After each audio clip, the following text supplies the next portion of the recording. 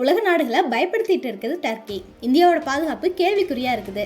அப்படி பயன்படுத்துற அளவுக்கு டர்க்கி செஞ்சது என்ன, அதை பத்தி பார்ப்போம். இது சதுரங்க மீடியா வழங்கும் ஸ்பாட்லைட்.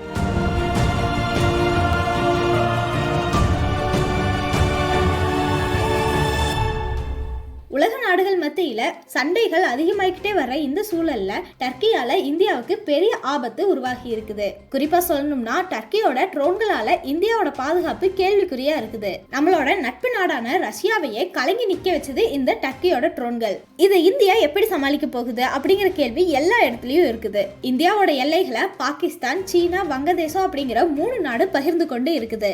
இதுல பாகிஸ்தானும் சீனாவும் ரொம்ப நாளாவே இந்தியா கூட சண்டை போட்டுட்டே இருக்காங்க. வங்கதேசம் நம்ம நாட்டு கூட நட்பா பழகி வர்றாங்க. அதனால அந்த நாட்டோட பிரதமர் ஷேக் ஹசீனா ரஜிமாவுக்கு மத்த 2 நாட்டோட நட்பு கிடைக்கல. இந்தியாவுக்கும் வங்கதேசத்துக்கும் நடுவுல இதுவரைக்கும் இல்லாத அளவுக்கு சண்டைகள் நடந்திருக்கு. இதுக்கு முக்கிய காரணம் வங்கதேசத்துக்கு நடுவுல வந்த அரசு தலைவரான முகமது யூனிஸ் தான். ஷேக் ஹசீனா பாகிஸ்தானையும் சீனாவையும் வேண்டான்னு சொல்லிட்டு இந்தியா கூட நட்பாக பழகி வந்தாங்க. ஆனா முகமது யூனிஸ் இந்தியா கூட சண்டை போட்டுட்டு பாகிஸ்தான், சீனா கூட நட்பாக பழகி வந்தாரு. அது மட்டும் இல்லாம இப்ப வங்கதேசத்துக்கும் நம்ம நாட்டுக்கும் இருக்கிற எல்லையான கோழி கழுத்து பகுதியில பைராக்டர் TB2 அப்படிங்கிற வகையான ட்ரோன்களை வச்சு உளவு பார்த்துட்டு இருக்கு.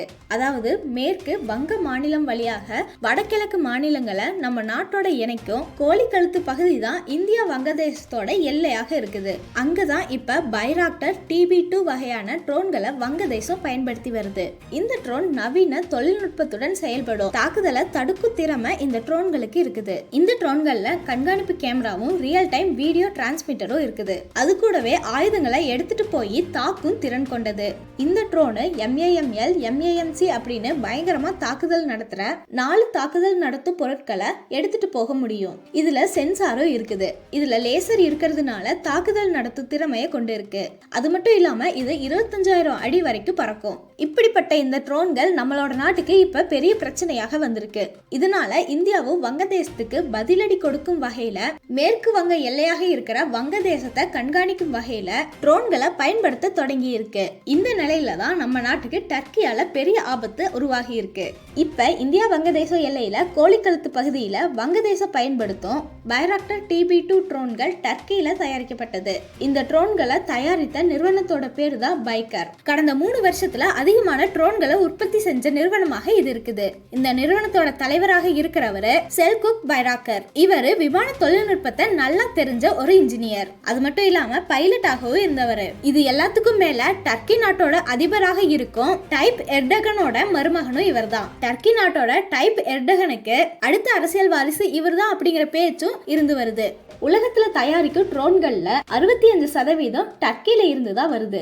அதே போல போர்ல பயன்படுத்தும் ட்ரோன்கள்ல 60% டர்க்கியில உற்பத்தி செஞ்சதுதான். இதுக்கு முக்கிய காரணம் செல்சுக் பைராக்கரோட நிறுவனம் தான். குறிப்பா டர்க்கியில இருந்து அதிகமான ஏற்றுமதி செய்யப்படும் போர் ட்ரோன்கள் பைராக்கர் TB2 வகைகள் தான் முன்னிலையில இருக்குது. அதோட டர்க்கியில மொத்த பாதுகாப்பு துறை சார்ந்த தளவாடங்களின் ஏற்றுமதி அப்படிங்கிறது ஒரு வருஷத்துக்கு 5.5 பில்லியன் அமெரிக்க டாலராக இருக்குது. இதுல 1/3 பங்கு பைக்கர் நிறுவனத்தோட ட்ரோன்களாகத்தான் இருக்கு. 2023 வருஷத்துல இந்த நிறுவனம் 90% வருவாய வெளிநாட்டுகள்ல இருந்து எடுத்துச்சு. அதாவது 1.8 பில்லியன் அமெரிக்க டாலர் அளவுக்கு வெளிநாட்டுல இருந்து அந்த நிறுவனம் வருமானத்தை எடுத்துச்சு. இந்த வருஷத்தோட ஆகஸ்ட் மாசம் நிலவரப்படி பார்த்தா பைராக்கர் TB2 போர் ட்ரோன்களை வாங்குறதுக்கு 34 நிறுவனம் ஒப்பந்தம் செஞ்சிருக்கு. இதுக்கு முக்கிய காரணம் போர் சூழல்ல டர்க்கி ட்ரோன்கள் எதிராளிகளுக்கு பெரும் சவாலாக இருக்கிறது தான். இப்ப சமீபத்துல ரஷ்யா உக்ரைன் போர்ல ட்ரோன் தாக்குதல் நடத்தப்பட்டுச்சு. குறிப்பா ரஷ்யா மீது உக்ரைன் ட்ரோன் தாக்குதல் நடத்துச்சு. அமெரிக்காவில் ரெட்டை கோபுரம் மீது நடந்த தாக்குதலை கண்முன்னாடி பாக்குற மாதிரி ரஷ்யாவோட கைசன் நகரத்துல அடுக்குமாடி கட்டிடத்துல உக்ரைன் ட்ரோன்கள் தாக்குதலை நடத்துச்சு. அதே மாதிரி ரஷ்யாவில் இன்னும் பல இடங்கள்ல உக்ரைன் ட்ரோன் தாக்குதலை நடத்தி இருக்குது. இந்த ட்ரோன் தாக்குதலால ரஷ்யாவே கலங்கி போய் நிக்குது. ட்ரோன் தாக்குதல் மூலம் ரஷ்யாவை கலங்கி நிக்க வச்ச உக்ரைனோட பின்னணியில டர்க்கியின் பங்கு பெரிய அளவுல இருக்குது. ஏன்னா ரஷ்யாவை தாக்க உக்ரைன் பயன்படுத்திய ட்ரோன்கள் டர்க்கியில இருந்து வாங்கினது தான். இப்படிதான் டர்க்கி நாட்டோட ட்ரோன்கள் பெரிய நாடான ரஷ்யாவையே கலங்க வச்சது.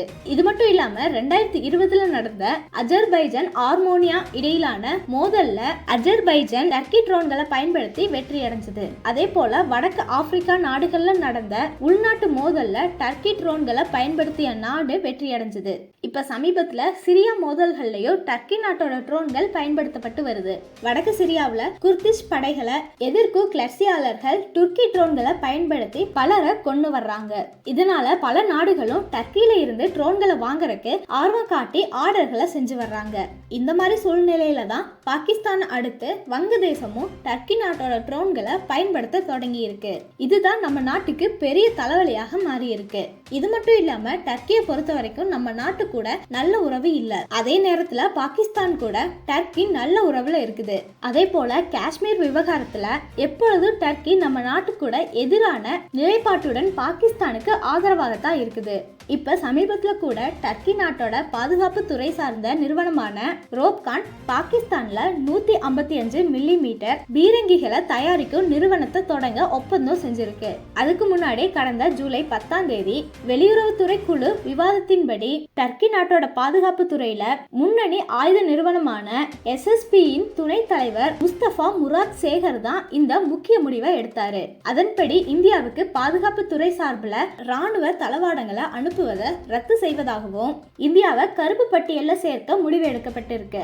இந்த மாதிரி சூழ்நிலையில தான் டர்க்கி நாட்டோட ட்ரோன் தொழில்நுட்பம் அப்படிங்கிறது இந்தியாவுக்கு பெரும் சவாலாக மாறி இருக்கு.